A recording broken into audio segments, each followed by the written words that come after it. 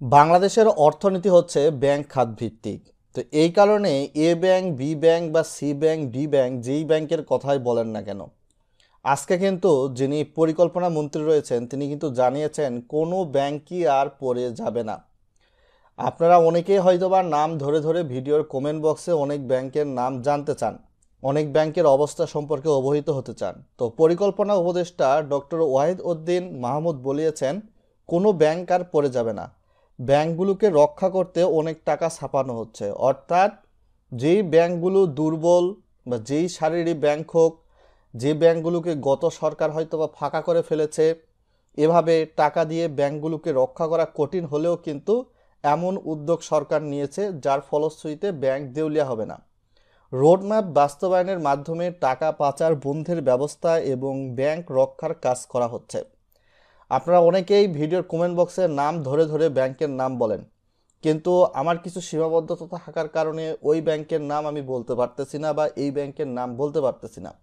এজন্য A bank, B bank, C bank বা D bank নামে কিন্তু আপনাদের সামনে জানিয়ে দিচ্ছি। আসলে দুর্বল ব্যাংক হোক বা সবল ব্যাংক হোক, বাংলাদেশের প্রেক্ষাপটে কোনো ব্যাংকই পূর্ববর্তীতে বন্ধ হয় নাই। সরকার কিন্তু ব্যবস্থা নিচ্ছে। এই রিপোর্টটা কিন্তু দেখতেই পাচ্ছেন যুগান্তর করেছে এবং 24শে মার্চ 2025, রিসেন্ট আপডেট এটা। তার পরবর্তীতে একটু নিচের দিকে যাই।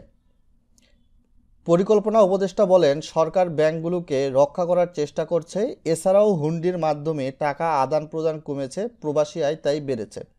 গত বছরের তুলনায় এবার $4 মিলিয়ন রেমিটেন্স বেড়েছে।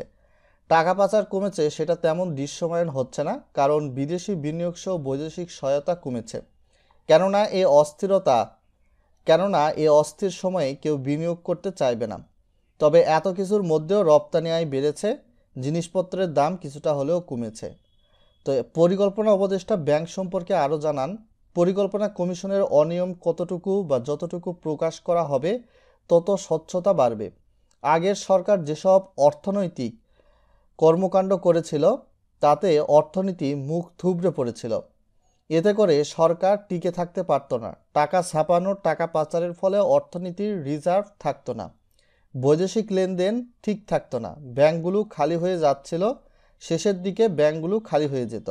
এতে সরকার এমনিতেই জনরোষের মধ্যে পড়ে চলে যেত।